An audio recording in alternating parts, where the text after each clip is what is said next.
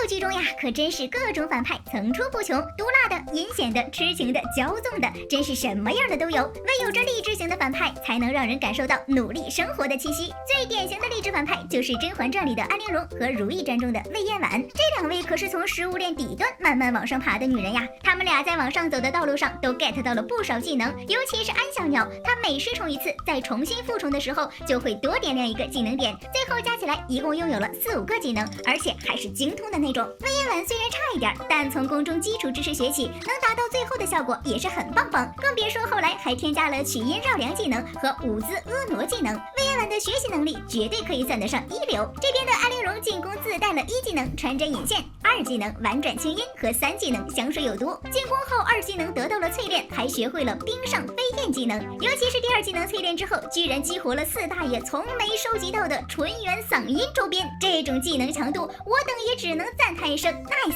安小鸟身为一名合格的励志反派，可真是好好学习的标杆式人物呀。不过可能安小鸟自己也没想到，曾经那些努力和勤奋换来的，居然只是暂时性得宠。明明安小鸟多才多艺，还会说话，却硬是没能在4大爷心里留下特别的痕迹。别的嫔妃进封封号都是4大爷自己想，安小鸟封妃的时候，甄嬛把内务府的封号都 pass 了，但是轮到4大爷出场的时候，他仿佛不是那个出口成章、各种赐名封号信手拈来的他了，连一句诗都想不起来的4大爷就把这个艰巨的任务推给了甄嬛。你说4大爷这是故意在针对安小鸟呢，还是在有意针对安小鸟呢？甚至曾经的4大爷本人还表示，其实他并没有怎么想着安小鸟。小鸟内心 OS： 早知道是这样，如梦一场，老娘早就不干了。难道安小鸟这就是失去纯元周边光环之后的下场吗？看来安小鸟还真是挺难的呀，这一身的技能点终究是错付了呀。不过能被4大爷这样对待，他也是紫禁城独一份儿。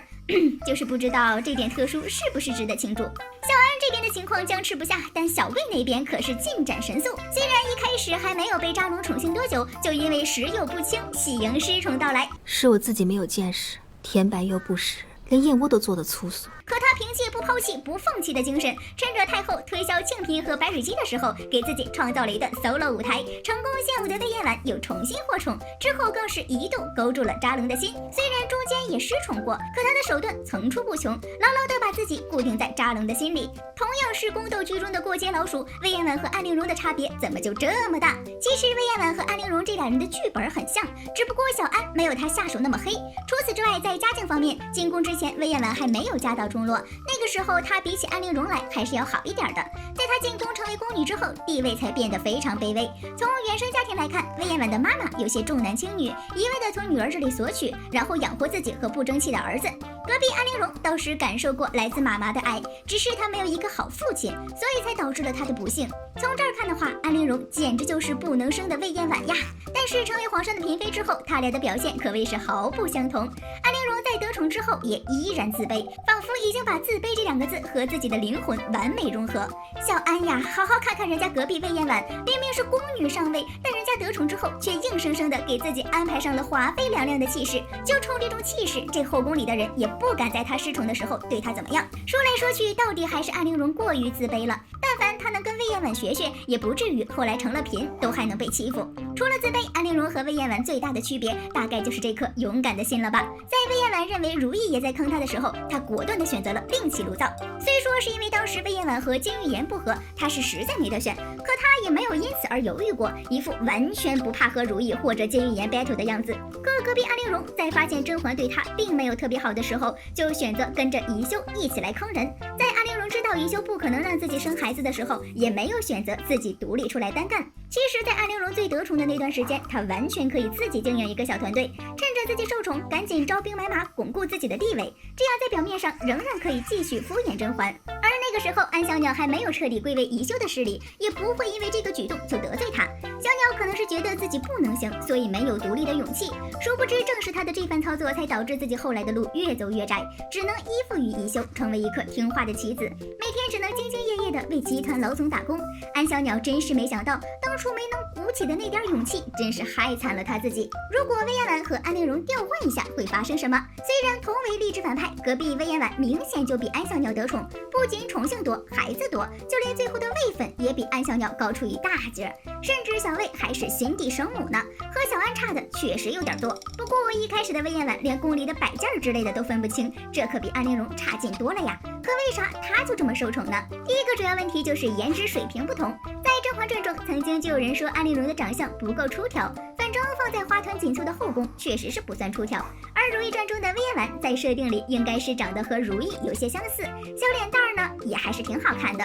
这俩人呢，一个能歌善舞，但长相不算出挑；另一个多才多艺，长相也漂亮。一般情况下，皇帝们自然都会选择后者啦。第二个主要问题在子嗣方面，虽然魏嬿婉和安陵容一样，也是经常失宠复宠，就跟玩似的，但魏嬿婉能生呀。掐指一算，她这10年之内就生了得有6个孩子，就这别说是乾隆了，就是后宫的嫔妃们想不把她当回事儿也难呀。即便是魏嬿婉不多才多艺，也没有自立阵营，那她在后宫也得是一个让人不容小觑的存在。这边安陵容自然就不是这样了，因为她早就不能生了。可是她没有孩子，也没有出挑的颜值，只想靠着那点才艺就彻底笼络住4大爷，自然是难上加难。可能魏嬿婉自己也没想到自己能生这个特点，还给自己带来了意想之外的福利。至于第3个原因，那自然就是安小鸟不够造作。有一次魏嬿婉失宠的时候，为了复宠，她大晚上跑到扎龙泡澡的地方，说是要给扎龙唱曲儿搓澡。结果呢，这画风越来越不对劲儿，魏嬿婉唱着唱着曲儿，把自己唱到水里去了。这样的确是达到了她复宠的目的，但这样的手段也让所有人不齿。虽说安小鸟也用过催情香，可远远比不上魏嬿婉这样，这种事儿都干得光明正大。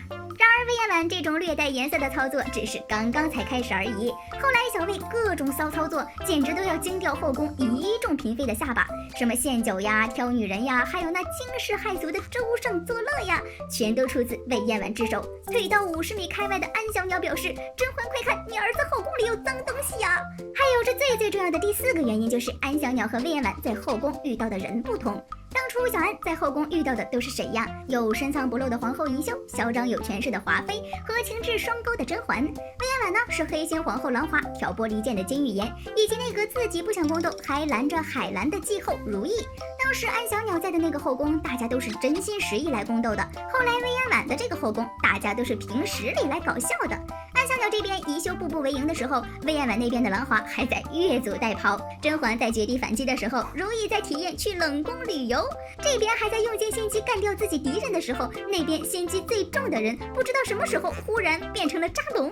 双方的等级差的不是一点半点，就一言难尽呀。如果真的让魏嬿婉去4大爷的后宫，可能10几20几集之后，她就会成功的吃到盒饭了。比如魏嬿婉娇柔造作，甄嬛就会赐汤。这药毒发时痛苦不堪，就努力伺候您服用。他要是搞那些带颜色的东西，太后会亲自上场，他根本玩不下去好吗？看来还是对手的等级更重要呀。好啦，本期视频就到这里啦，宝宝们别忘了点赞评论哦，啾咪。